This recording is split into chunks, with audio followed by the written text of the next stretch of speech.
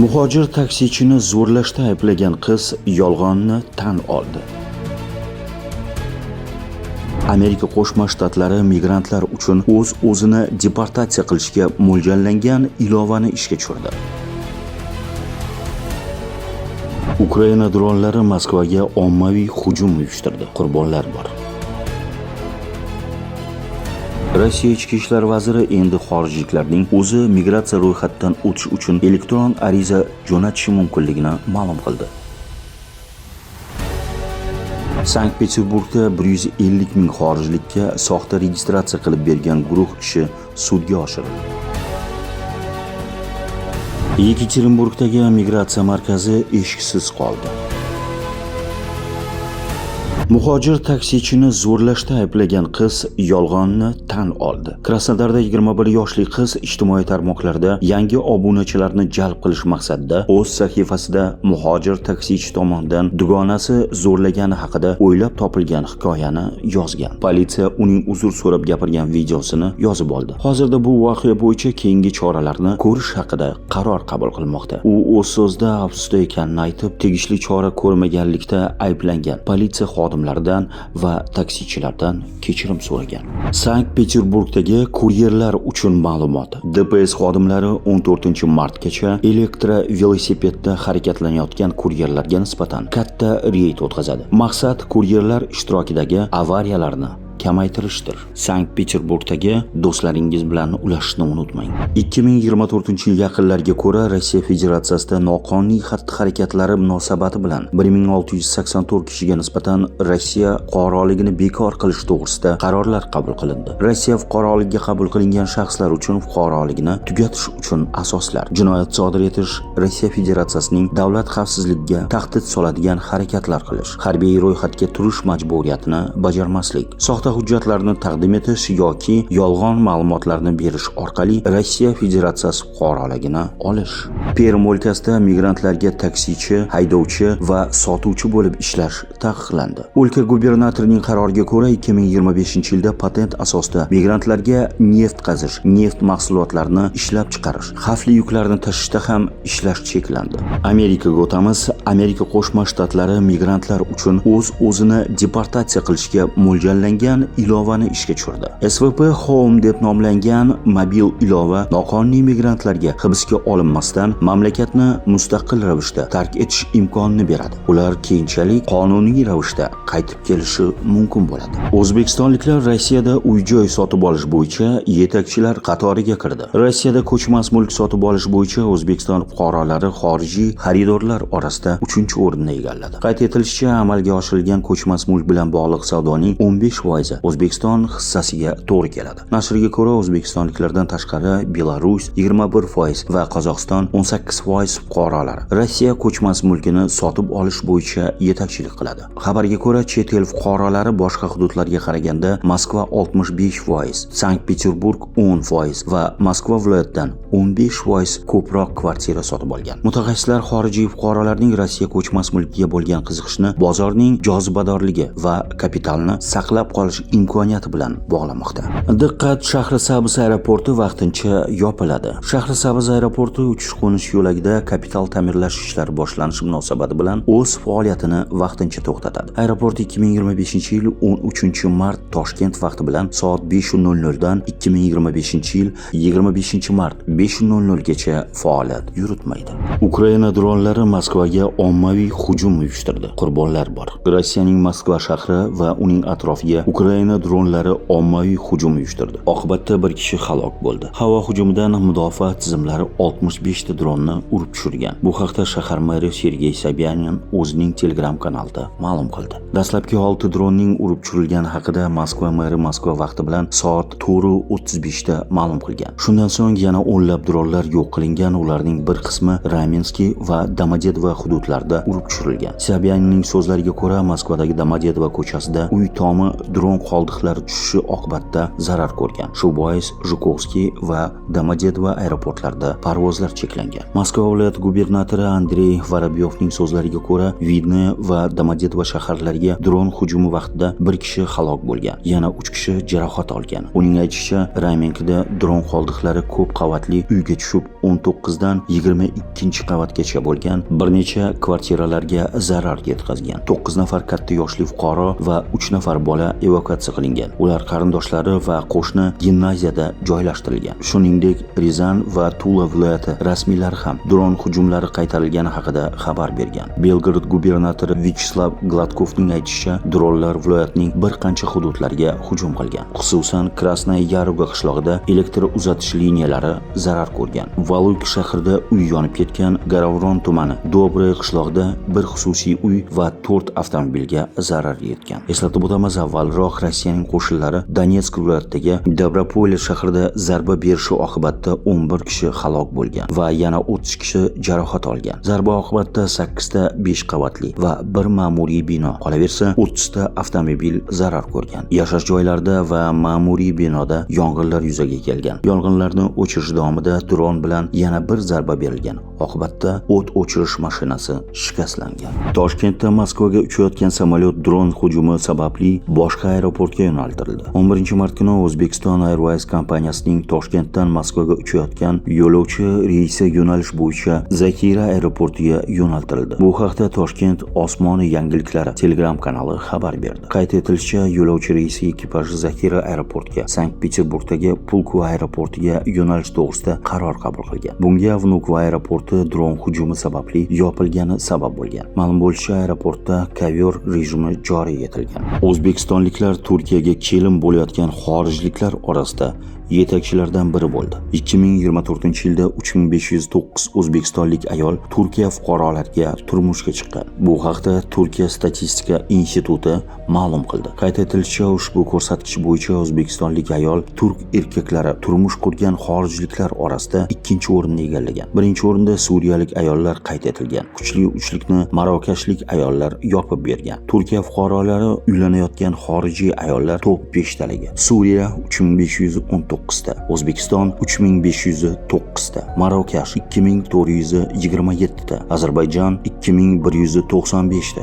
Rossiya 1945 ta. Bundan tashqari turk qizlari turmushga chiqayotgan xorijlik erkaklar reytingi ham e'lon qilingan. Unga ko'ra 2024-yilda turk qizlari eng ko'p suriyalik erkaklarga 1222 tasi turmushga chiqqan. Keyingi o'rinlardan Germaniya 1156 va Afg'oniston 338 ni joy olgan. Davom etamiz. Qatarda tuhmat sabab hibsga olingan fuqaro O'zbekistonga qaytarildi. Qatarning Doha shahrida qiyin ahvolda qolgan o'zbekistonlik fuqaro mamlakatga qaytdi. Bu haqda Dunyo xabar berdi. Ma'lum qilinishicha, 2024-yil may oyida Qatarga ishlash maqsadida borgan fuqaro ish beruvchining yolg'onlardan iborat arizasi asosida Qatar qonunchiligining bir necha moddalarini buzganlikda aybdor deb topilgani va hibsga olingani bois amaliy yordam so'rab elchixonaga murojaat qilgan. Bildirilishicha, u 2024-yilda Doha shahriga go'zallik salonida ishlash maqsadida kelgan. 2024-yil avgust oyida fuqaro ish beruvchining turli sabablarni ro'kach qilib, go'zallik saloni hududini tark etish talabidan keyin vaqtincha yashash uchun mehmonxonaga joylashadi. Oradan hech qancha vaqt o'tmay mahalliy politsiya xodimlari uni qochoq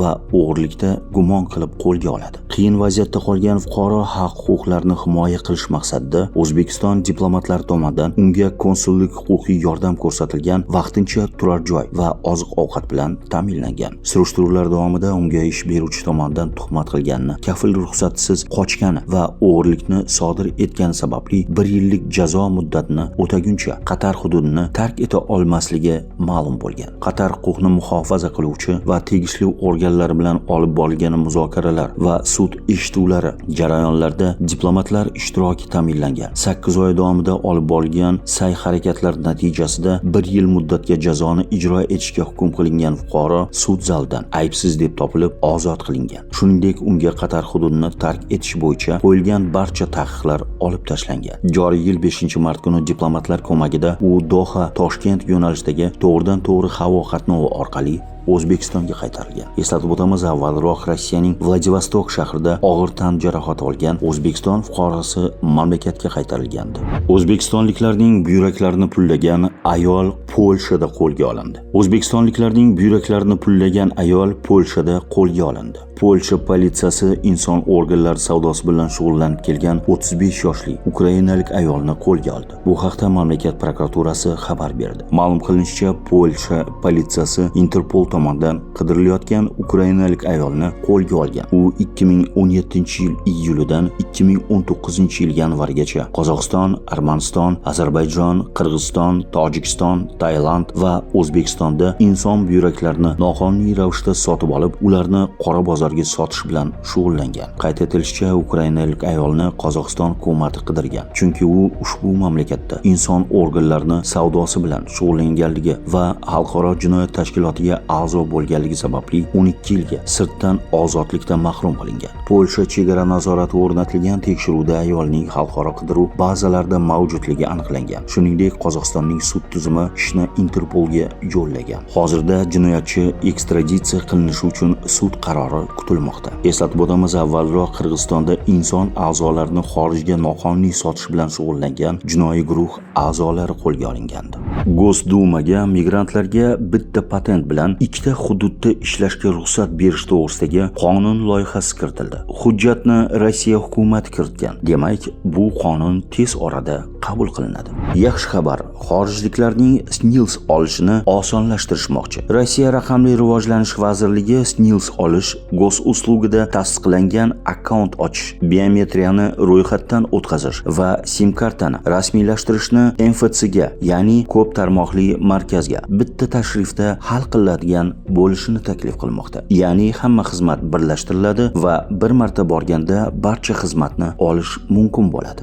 Registratsiyaga oid yaxshi yangilik. Rossiya ichki ishlar vaziri endi xorijliklarning o'zi migratsiya ro'yxatidan o'tish uchun elektron ariza jo'natishi mumkinligini ma'lum qildi. Gosuslugida bunday xizmat to'liq ishga tushdi. Ilgari ham bor edi, biroq ishlamayotgandi. Demak, endi siz gosuslugidagi tasdiqlangan akkauntingiz bilan Rossiya fuqarosi uyida registratsiya qilish uchun ariza topshira olasiz. Uy egasining shaxsiy kabinetiga bu haqda xabar jo'natiladi. U buni tasdiqlasa, registratsiya tayyor bo'ladi. Bu xizmat uy egasi internetni tushunmayman yoki vaqtim yo'q, shuning uchun registratsiya qilib bera olmayman deganda qo'l keladi. Unga men o'zim ariza jo'nataman, sen tasdiqlab bersang bo'ldi deysiz. Menimcha bu juda ham yaxshi xushxabar.